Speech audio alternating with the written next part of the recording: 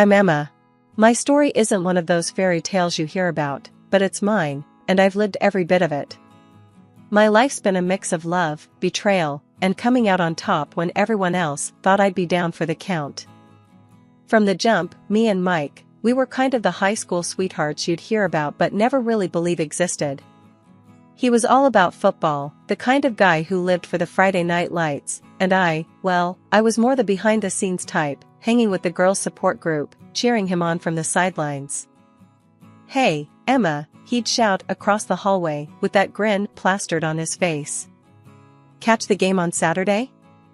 And I'd roll my eyes, play it cool. Maybe, if I've got nothing better to do, I'd shout back, but we both knew I wouldn't miss it for the world. Mike's folks, they were gems, treating me like I was one of their own. "We can't wait for you two to make it official," his mom would say every time I'd come over, her eyes all twinkling with the thought of us walking down the aisle. My folks were on board too, always had Mike's back, inviting him over for dinner, asking about his games, his life. It was all pretty cozy. Except, there was a bit of a snag in this picture-perfect setup, my sister, Sarah. For years my junior and totally smitten with Mike. It wasn't like she was subtle about it either. But instead of brushing it off, I felt bad for her. Lily and we had a complex thing going. She was my sister, and I loved her, but there was this tension, a rivalry that never seemed to go away. "He's just so perfect, Emma. How do you do it?" she'd ask, her voice a mix of admiration and envy. I tried to keep it light. "Oh, come on, Lily. There's plenty of fish in the sea. Mike's not the only guy out there." But she'd just huff, "Easy for you to say. He's head over heels for you." I tried to be there for her, but Mike, he didn't handle it as kindly. He'd laugh it off, make some snarky comment that'd just light a fuse between us. "Come on, Mike, cut her some slack," I'd tell him after he'd made another dig at Sarah's expense. "What? Can't she take a joke?" he'd shoot back, all defensive, like he didn't get why it was a big deal. This one time, Sarah turned 16, and at her birthday party, with everyone there, she made this wish out loud: "I wish to marry Mike." And then she blew out her candles like it was the most natural thing in the world to say. The room went dead silent. You could have heard a pin drop. Mike just coughed awkwardly, while I felt my face go hot with embarrassment and anger. That moment kind of broke something between me and Sarah. We didn't talk for a long while after that. The tension it caused, it was like a thick fog you couldn't see through. It wasn't just the wish, though. It was Mike's reaction, the way he laughed it off later when we were alone. Did you see her face? She really thought she had a chance. I couldn't wrap my head around how he couldn't see the hurt he was causing. "It's not funny, Mike. She's my sister. You can't just mock her feelings like that." Come on, Em. She'll get over it. They always do," he said, brushing it off like it was nothing. But it wasn't nothing to me. This whole mess, it was a wake-up call in a way. Made me see the cracks in what I thought was a solid foundation. Looking back, I guess it was the start of understanding that love, it's complicated, messy, and sometimes, it pits you against the people you want to protect the most. The day I married Mike should have been the happiest of my life, and it was, mostly. But there was this undercurrent, a tension you could cut with a knife, all thanks to one person, my sister, Lily. As the wedding day approached, everyone was on a high. Mike's parents were over the moon, constantly fussing over the smallest details. "Emma, dear, you're going to be the most beautiful bride," Mike's mom would say, her eyes sparkling with tears of joy. And Dad, he was just Dad, trying to keep a tight lid on his emotions, but failing miserably. "I'm not going to cry. I'm not," he'd mutter, only to be caught wiping his eyes when he thought no one was looking. My folks were just as excited. Mom was all about the dress. "You look like an angel, Emma. Mike won't know what hit him when he sees you walking down that aisle." And Dad, ever the joker, "Better make sure that boy knows how lucky he is, or he'll have me to answer to." But Lily, she was a different story. Since that birthday wish fiasco, things had been tense between us. We barely spoke, and when we did, it was like navigating a minefield. The closer the wedding got, the frostier she became. On the day, as I was getting ready, Lily walked into the room. I hadn't expected her to say anything, but she surprised me. "Emma, can we talk?" Her voice was low, almost hesitant. I turned, keeping my emotions in check. "Sure, Lily. What's up?" She fiddled with the hem of her dress, avoiding my eyes. "Look, I know I've been difficult. And what I said at my birthday, it was stupid. I'm sorry, okay?" I sighed, the weight of the past few months heavy on my shoulders. "Lily, it's my wedding day. Can we not do this now?" "No, we're doing this. I need to say it. I was jealous, alright? I've always been. But seeing you now, so happy and beautiful, it's hard not to feel like the biggest jerk." Her words caught me off guard. It was the most honest I'd heard her in years. "Thanks, Lily. I just wish you could have realized that earlier, before all the drama." "Yeah, well, better late than never, right?" She managed a small smile, the first genuine one in a long time. The rest of the day passed in a blur. The ceremony was beautiful, everyone said so. Mike looked dashing, and when he saw me, his reaction was everything I'd hoped for. "God, Em, you're breathtaking," he whispered as I joined him at the altar. The reception was a hit, the music, the dancing, the laughter. It was perfect, except for the moments I caught Lily looking our way, her expression a mix of regret and something else I couldn't quite place. At one point, Mike leaned in. "Your sister, she's been staring all night. You think she's okay?" I glanced at Lily, then back at Mike. "Let's just enjoy our night, okay? Whatever's going on with Lily, it can wait." Life after the wedding was like waking up from a dream, the kind where everything's perfect, only to find reality waiting for you with a sledgehammer. Me and Mike, we were living the dream, or so I thought. Then came the kids, Joey and Ellie, our little bundles of joy and sleepless nights. It wasn't long before the cracks began to show. Money was tight, turns out love doesn't pay the bills. Mike started working extra shifts at the mall, coming home late, more exhausted and less like the guy I married. One evening, after a particularly rough day with the kids screaming nonstop and the washing machine breaking down, Mike walked in, looking like he'd been through the ringer. I was at my wit's end, covered in baby food and desperation. "Mike, thank God you're home. Can you take Ellie? She's been crying nonstop, and Joey's making a mess in the living room." Mike barely glanced my way, a grunt his only reply as he slumped onto the couch, shoes still on. That's when I lost it. "Mike, did you hear me? I need help here." He looked up, annoyance flashing in his eyes. "What do you want from me, Em? I've been on my feet all day. Can't I catch a break for 5 minutes?" "A break?" I was incredulous, gesturing to the chaos around us. "You think I've been on vacation here? This is 24/7, Mike. The kids need you. I need you." Mike stood up, his voice rising. "And what about what I need? A little peace, maybe? Not to come home to this circus every night?" The word circus hung between us, a grenade that had just gone off, leaving us staring at each other across the battlefield our home had become. "Is that what your family is to you? A circus?"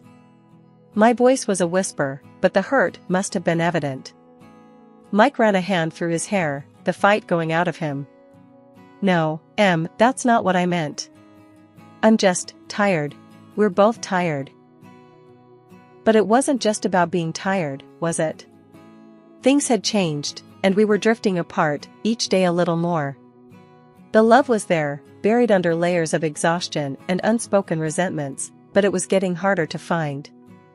We patched things up, because that's what you do when you love someone, right? But those patches felt more like band-aids on a dam about to burst. Conversations about money, the kids, and how we were living became the norm. Mike's solution was to escape, to find solace at the bottom of a bottle or in the laughter of strangers at a bar. The quarrels got more frequent, nastier. We'd go at it over anything, the bills, the endless nights of crying children. And then, Mike started not coming home. The first time it happened, I told myself he'd crashed at a friend's. But then it became a pattern. Night after night, he'd disappear, only to stumble in at dawn, reeking of alcohol, with that look in his eyes. The look that said he was somewhere else, with someone else, in his mind. It tore at me.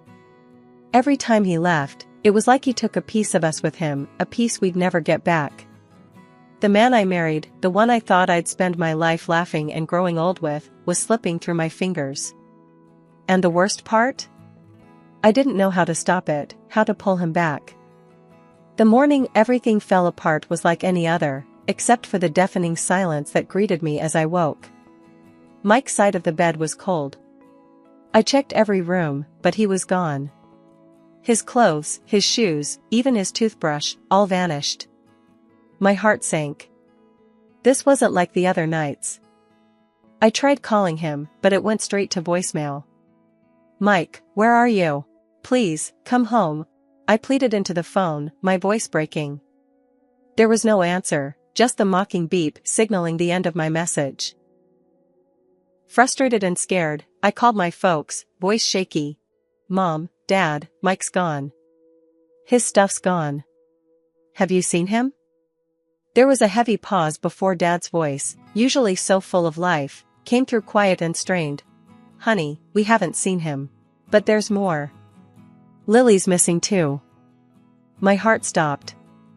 This couldn't be happening. What? Missing? Both of them?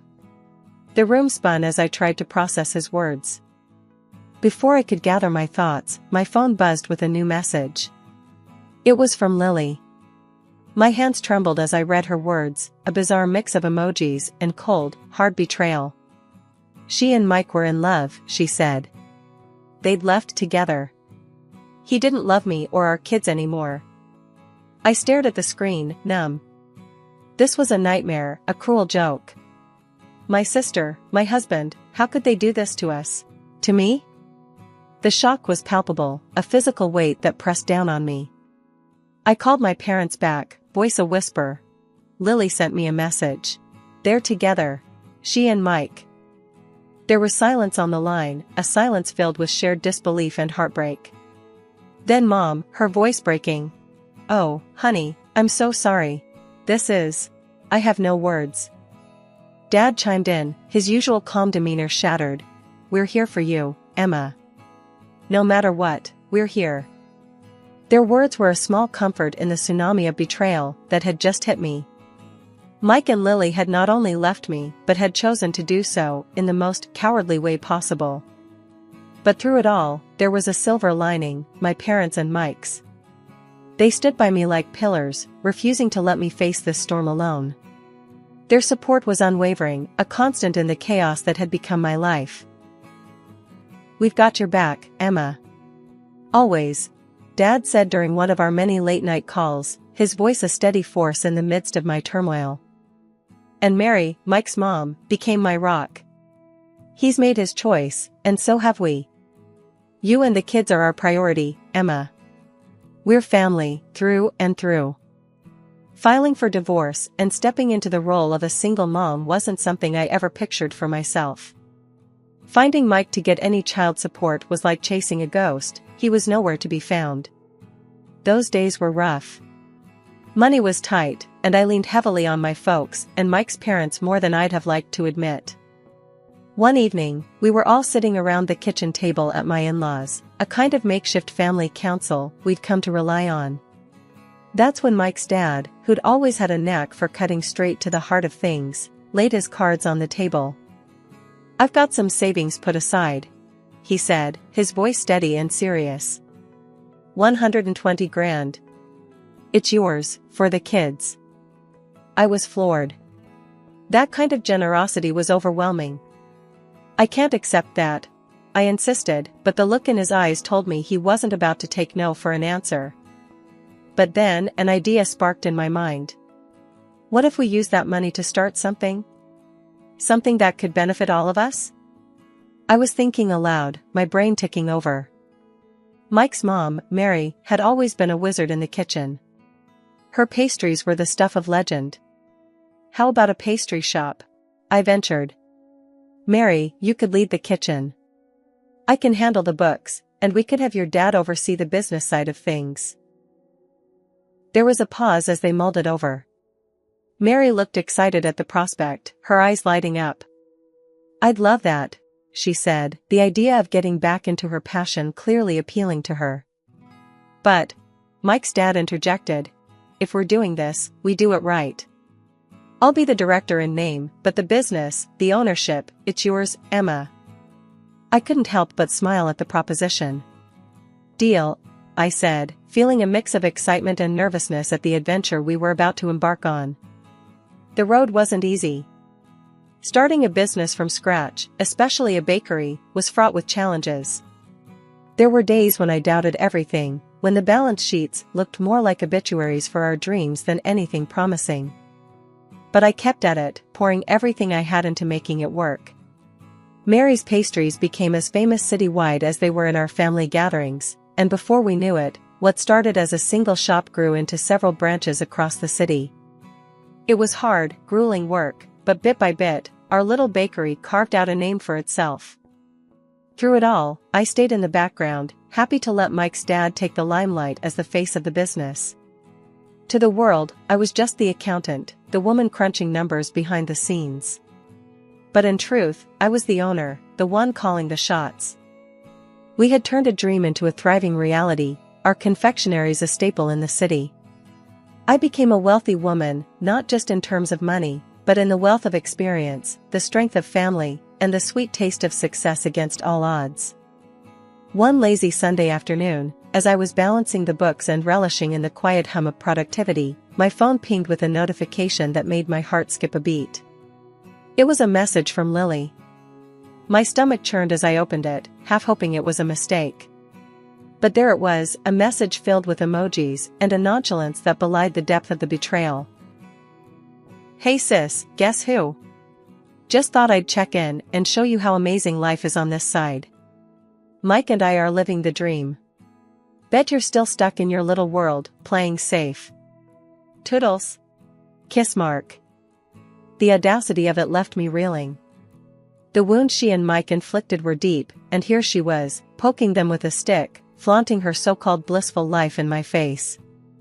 I stared at the message, 1,000 retorts running through my mind, but in the end, I chose silence. Engaging with her would only drag me back into the mire I'd worked so hard to climb out of. But Lily wasn't done. She kept sending messages, each more taunting than the last. It was like she was trying to erase her own guilt by diminishing my achievements.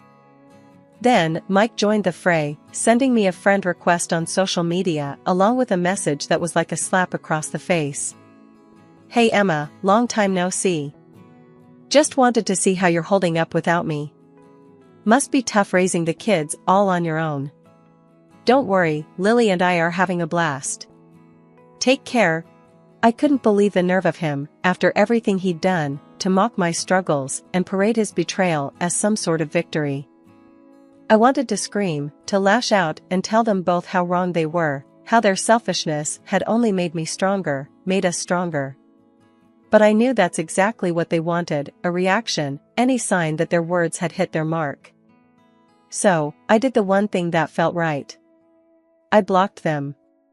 No messages, no friend requests, nothing. It was the digital equivalent of slamming the door in their faces, and it felt good, liberating even.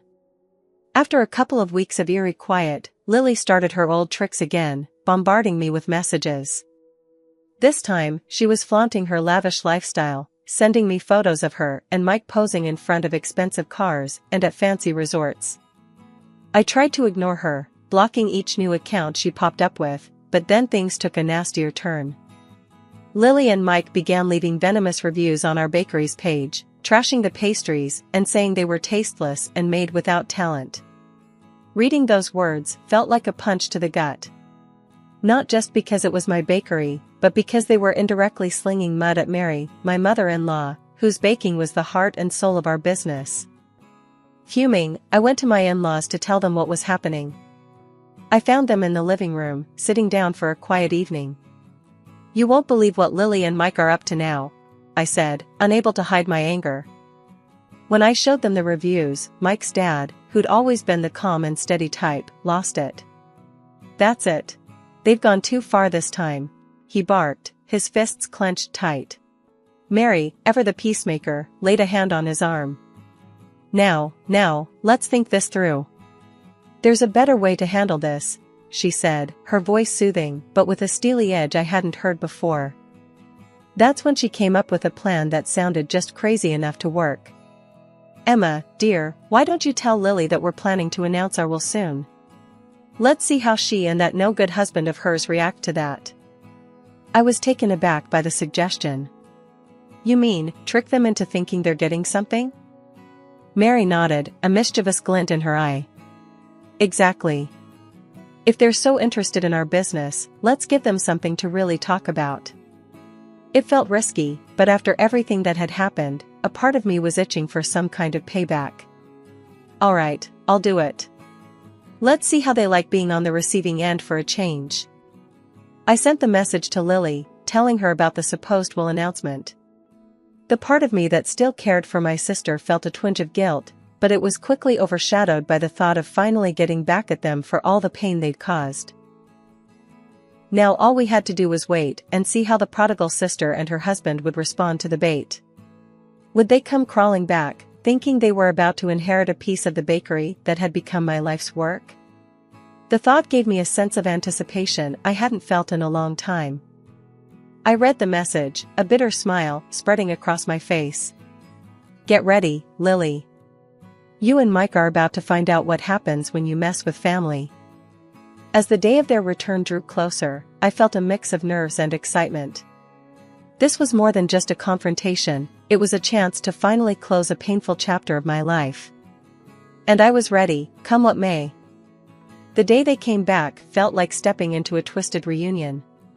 Lily and Mike pulled up in a car that screamed money they didn't have, their clothes just as loud. They strolled into my in-laws' house as if they owned the place, arrogance dripping from every pore. Mike didn't even glance at his kids, my babies who'd grown up so much since he'd last seen them. Instead, he went straight for the kill. "I hear there's a will in the works. Time to hand over the bakery, don't you think?" His voice was all smug entitlement. I couldn't help but smile, the irony too rich to ignore. "You running a bakery? Please. You wouldn't know a pastry from a pie unless it hit you in the face." That got under his skin. He snapped. "Once I'm in charge, you're out. First order of business." And then my father-in-law, bless his heart, dropped the bomb. "You? Running the bakery? Son, you're looking at the real owner. This whole business belongs to Emma, down to the last penny," he said, pointing at me. The shock on Mike and Lily's faces was almost comical. But I thought. Lily started, her voice trailing off as the reality sank in. "Well, you thought wrong." My mother-in-law chimed in, her voice steady but firm. "Everything we have is going to Emma and the kids. You too? You've got nothing coming." Lily's meltdown was epic. Tears, accusations, the whole 9 yards. "We need that money. Everything we have is maxed out. The car, the clothes, it's all on credit." And then, in a move that should have surprised no one, Mike showed his true colors. Turning to me with eyes full of nothing but greed, he said, "Emma, babe, I made a mistake. I'll dump her and come back. We can be a family again." The silence that followed was deafening.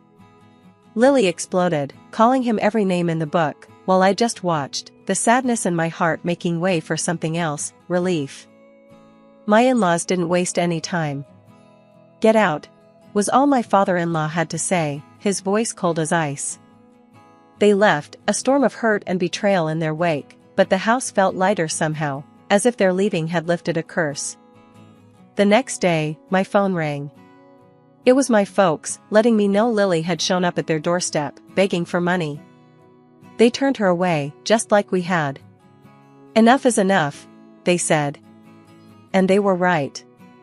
Sitting there, phone in hand, I couldn't help but reflect on the whole sordid saga. From love to betrayal to this victory, if you could call it that. I realized that what I'd won wasn't just a battle over money or a bakery. I'd reclaimed my life, my dignity. I'd shown my kids the value of standing up for oneself, of not caving under pressure or manipulation.